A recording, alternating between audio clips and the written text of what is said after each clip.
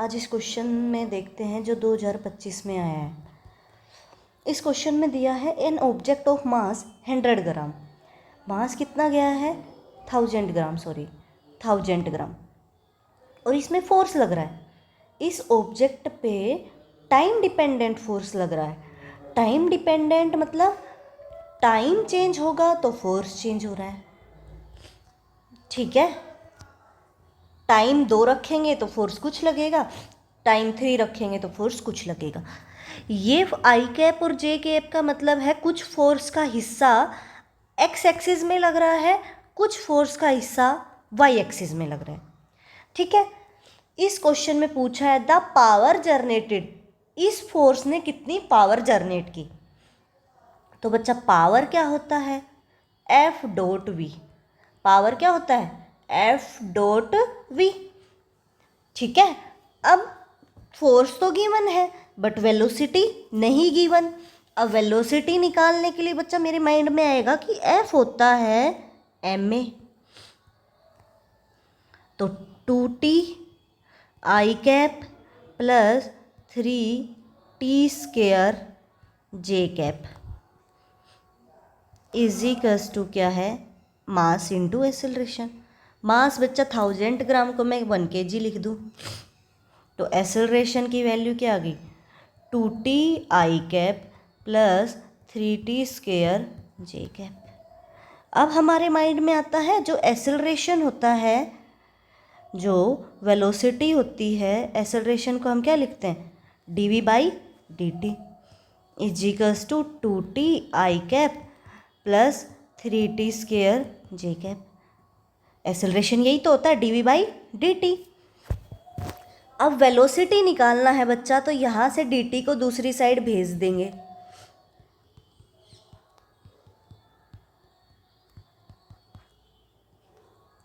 dt, अब दोनों side integration use कर दो तो आपको पूरी वेलोसिटी मिल जाएगी।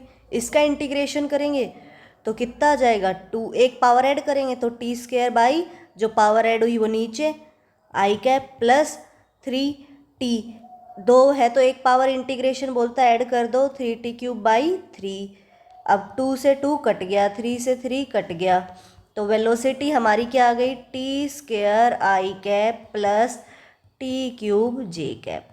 समझ आ गया यहाँ तक। अब वेलोसिटी तो निकल गई। अब क्या करना चाहिए। अब मेरे को तो पावर पूछी थी, पावर क्या था एफ डॉट वी। वेलोसिटी निकल गई तो आपके माइंड में आ जाना चाहिए हमें फोर्स दे रखा है, फोर्स का फॉर्मूला एम ए से हम एसेलरेशन निकालेंगे, एसेलरेशन को हम लिखते हैं dv/dt। फिर हम उसका क्या कर देंगे dt को दूसरी साइड भेज के इंटीग्रेशन में पावर एक एक ऐड हो जाती है। जैसे t2 as it is, t है तो इसमें एक पावर ऐड होगी तो t1 है तो 1 और ऐड हो जाएगा ²/2। अब डॉट प्रोडक्ट कर देते हैं। फोर्स क्या है यहाँ पे हमारे पास 2t i cap plus 3t² j cap, ये मेरा क्या था फोर्स। इसका डॉट प्रोडक्ट किसके साथ है वेलोसिटी, वेलोसिटी क्या आई t² आई कैप प्लस t³ जे कैप, ठीक है। अब बच्चा डॉट प्रोडक्ट क्या होता है आई डॉट आई 1 होता है, जे डॉट जे क्या होता है 1, के डॉट के भी क्या रहता है 1, बट आप इंटर करते हो जैसे आई डॉट जे वो क्या हो जाता है 0। समझ गए। तो यहाँ से अपन देखेंगे 2t आई कैप है और t² आई कैप है, तो अपन नहीं पढ़ते मैथ में a प्लस b है और c बाहर है तो ये c एक बार a के साथ आता है, एक बार b के साथ आएगा, तो सेम ये i वाली टर्म एक बार इसके साथ आएगी, एक बार इसके साथ आएगी, फिर ये वाली टर्म एक बार इसके साथ आएगी, एक बार इसके साथ आएगी। तो जब मैं इसको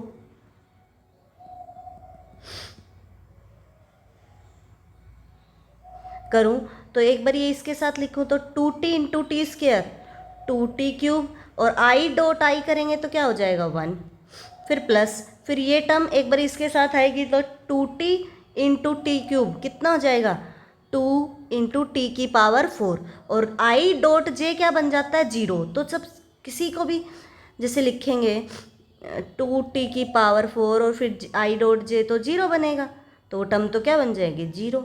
फिर इसका इसके साथ करेंगे तो ये भी जे डॉट आई करेंगे तो ये भी क्या बन जाएगा 0। फिर इसका इसके साथ आएगा तो 3t⁵ और जे डॉट जे क्या बन जाएगा 1।